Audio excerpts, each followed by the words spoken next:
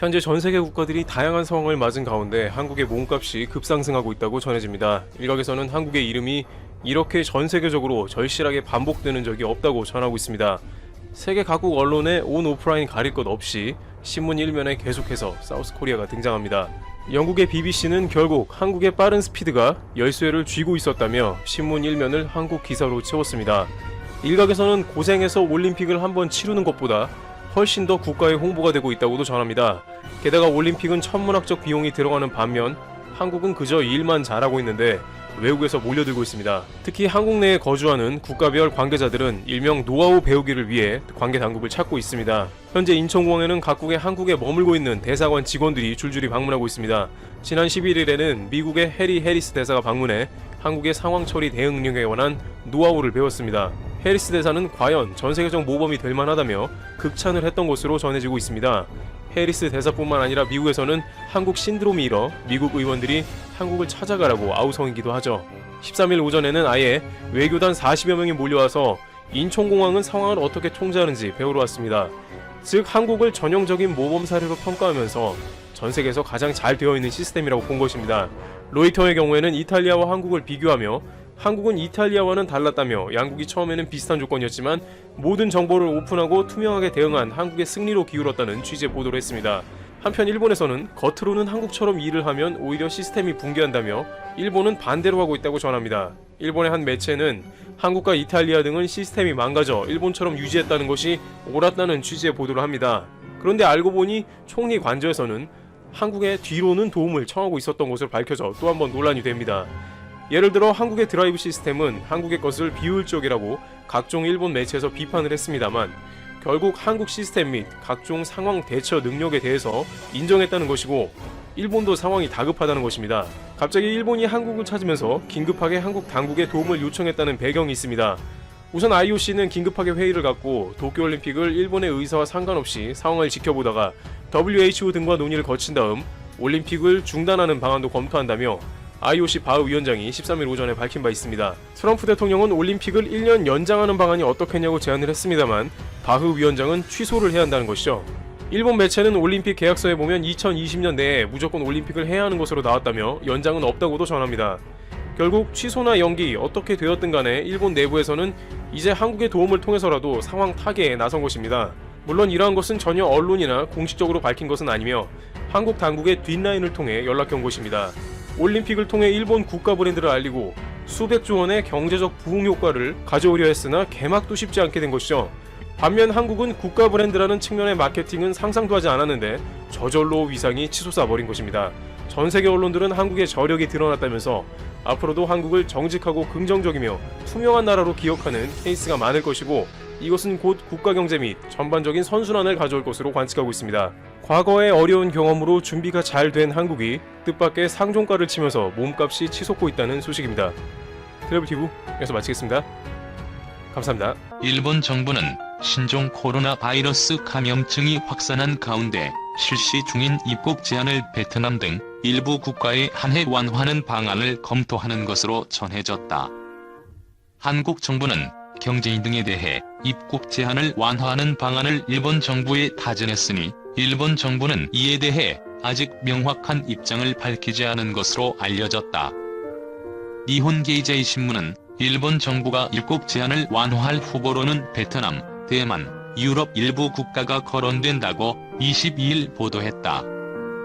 보도에 따르면 일본 정부는 확진자 수가 적고 일본과 경제적 연관성이 큰 국가를 중심으로 입국 제한 완화를 검토하고 있으며 이들 국가가 대상이 될 가능성이 있다는 것이다.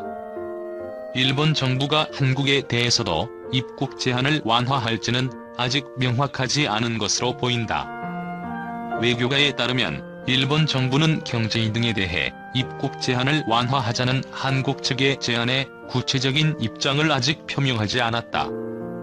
한국 외교부 당국자는 19일 서울에서 기자들과 만나 한국발 입국을 제한한 일본과 기업인 입국을 예외적으로 허용하는 문제에 대해 일본과는 특별히 말씀드릴 만한 상황이 없다고 반응한 바 있다. 일본 정부가 한국 등에 대해 사업상 방문자나 연구자 등의 입국 제한을 완화하는 방안을 검토 중이라는 일본 언론의 보도도 있었으나 검토의 방향성이 명확하지 않다는 분석도 있다. 모테기 도시미스 외무상은 지난 주기자회견에서 기업인 등의 왕래 허용과 관련해 우선 일본에서 감염 확산 수습이 필요하다고 전제하고서 해외의 상황을 더 확실하게 살펴본 후 상대국의 감염 확산 등 재반 정보를 종합해 검토하겠다는 뜻을 표명했다. 니케이는 일본 정부가 경제인과 연구자, 유학생, 관광객 등의 순으로 3단계에 걸쳐 입국 제한을 완화하는 방안이 일본 정부 내에서 유력하게 검토되고 있다고 전했다. 경제인을 우선 허용 대상으로 검토하는 것은 기업 활동을 촉진해 경기 하락을 방지하기 위함이라고 신문은 설명했다. 일본 정부는 이후 유학생의 입국을 허용해 편의점 업계 등이 일손을 확보할 수 있도록 할 방침인 것으로 알려졌다. 관광객은 소비 촉진 등의 효과를 낼 것으로 기대되지만 코로나19 감염이 다시 확산할 우려가 있어 가장 늦게 입국이 허용될 것으로 예상된다. 일본 정부는 수도권 홋카이도 등 5개 광역자치단체에 대해 아직 코로나19 긴급 사태를 유지하고 있으며 입국 제한 완화에는 시간이 더 걸릴 것으로 예상된다. 니시무라 야스토시 경제재생 담당상은 해외에서 감염이 아직 확산하고 있는 상황이다. 제한 완화를 지금 판단할 때가 아니다. 신중하게 대응하고 싶다고 21일 국회에 출석해 말했다. 일본 정부는 5월 말까지로 돼 있는 비자 효력 정지 조치 등을 연장하는 방안을 조율 중인 것으로 알려졌다. 일본 정부는 이르면 25일 도쿄 등에 유지되고 있는 코로나19 긴급 사태를 해제할지 다시 검토할 계획이며 긴급 사태가 완전히 해제되면 입국 제한 완화 논의가 물살을 탈 것으로 예상된다. 일본 정부는 100개 국가, 지역으로부터의 입국을 원칙적으로 금지하고 있으며 다른 나머지 국가나 지역에서 오는 이들에 대해서는 2주간의 격리를 요구하고 있다. 일본 정부 관광국의 잠정 집계에 의하면 지난달 일본에 온 외국인 여행객은 2,900명에 그쳤다. 일본 의류업체 데상트가 국내외 매출 직격탄을 맞으며 18년 만에 적자를 기록했다. 22일 산케이신문에 따르면 데상트는 이번 결산에서 286억 원가량의 적자가 발생했다. 지난 결산에서 약 454억 원의 흑자를 기록한 것 대비 매우 초라한 성적표를 받게 됐다. 전체 판매액은 12.6% 감소한 1조 4,378억 원, 영업이익은 95.2% 감소한 43억 7,500만 원이다. 이번 적자는 아시아 시장의 매출 감소의 영향으로 보인다. 매출 19%, 영업이익 90%가 각각 하락했다. 특히 한일 관계 악화로 한국 시장에서의 고전을 면치 못했다. 매출의 주역이었던 한국에서 작년 5월부터 시작된 불매 운동으로 매출이 큰 폭 하락했다. 홍콩에서도 지난해 범죄인 인도 법안 반대 시위의 영향으로 매출이 감소했다. 또 코로나19의 영향으로 방일 외국인 수가 크게 감소하자 일본 시장에서 매출이 크게 감소한 것도 한몫더했다. 데상트는 지난해부터 사실상 종합무역 상사인 이토추 상사 산하의 새로운 경영 계획을 추진하고 있다. 한국 편중의 사업 구조를 재검토하고 중국 사업의 강화를 추진하고 있지만 코로나19 등 시련이 계속되고 있다.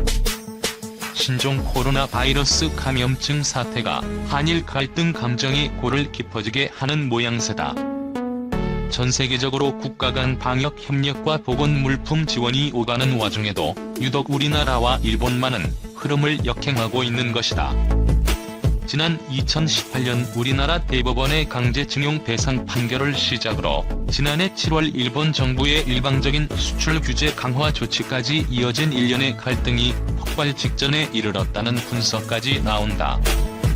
최근 일본 매체에서 우리나라의 코로나19 진단 키트가 일본에 지원될 것이라는 보도도 나왔으나 일본 정부는 이를 공식적으로 부인했다.